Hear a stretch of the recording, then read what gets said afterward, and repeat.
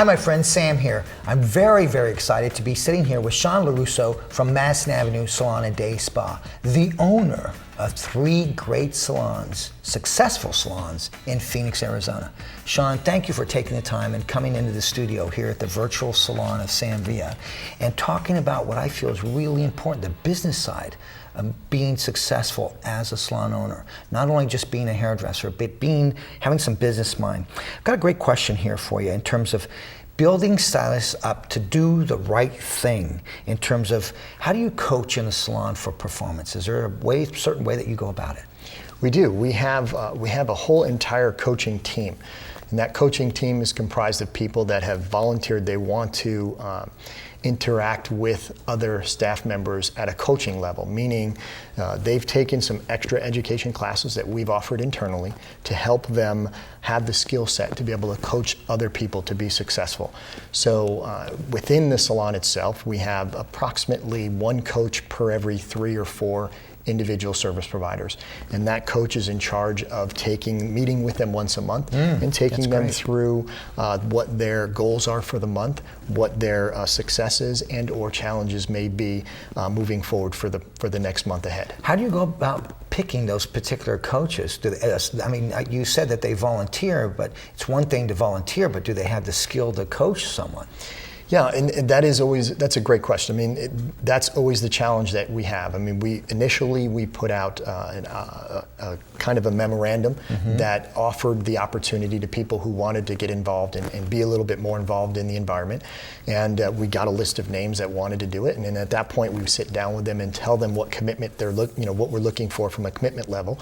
And believe it or not, it weeds out a few people because they didn't understand really what the commitment was.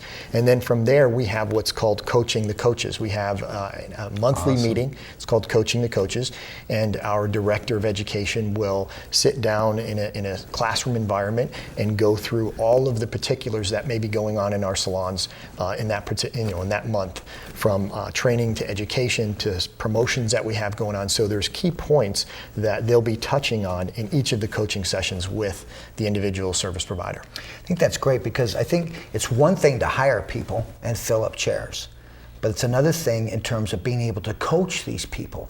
There's a great book I invite you out there to check. It's called Coaching for Performance. Not sure who the author is, but go ahead and Google the title and you'll find the book. It's really helped me in terms of coaching. And I love the whole way that you're taking this in terms of it is important as a salon owner. It's one thing to have great skill sets, but you've got to coach these people continuous. And a lot of people talk about mentoring. But in this process, you grow people that become maybe your favorites, so to speak, or your successful people behind the chair. How do you manage these favorites that maybe at one point might come to you and say, I deserve, I've earned the right? How do you manage and coach these people, so-called maybe the favorites that you might have? It's a difficult question. We've been open for 14 years here in Phoenix, and certainly we have people that have been with us for 14 years from day one, and they could be potentially classified as the favorites. We do use the term, you've earned the right.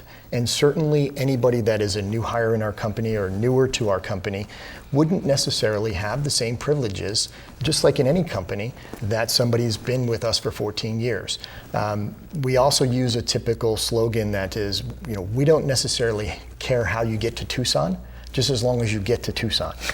And so what does that mean? That means if we have a service provider internally who's super successful and doing everything that's asked of them, we're not over them with kit gloves trying to make sure that they're doing everything. Now, do we have a set of rules and do we have things that they have to adhere to within the environment? Certainly. I mean, we couldn't run a successful business without adhering to them. However, we believe they're employee-friendly rules. There's nothing that someone would look at and go, well, that's just not for me. We try to make sure that it is an employee and friendly environment and one that rewards those that are successful internally. So it sounds like to me you pretty much have an even playing field, so to speak? We do. We do. I mean, at the end of the day, there's certainly an even playing field. We're not going to give an extra 2 weeks of vacation to somebody because they've earned the right. They're playing within the same boundaries that everybody else plays in. Awesome. What's interesting about this is also in terms of favorites and managing these favorites, and I once again think probably this comes from experience in terms of your 14 years as a salon owner. It is. We had, years ago, we had a very successful stylist internally that came to me and brought up the topic of commission, and that she felt like her commission should be a bit higher than what our commission internally was. And I sat back and realized immediately, if I bend to this pressure, if I give in to this pressure, what I'm setting myself up for long term. And I said, listen, I appreciate you wanting this particular commission versus where we are as a company, but this is where we are as a company, and I really cannot go there. She wasn't happy about it. She stayed. She didn't go anywhere. But at the end of the day, I think it's not just the commission structure. It's about making sure that you're doing everything within the company so that when they look at what they would potentially be leaving, they're giving up a lot. I mean, it's about the education, it's about the professional development program.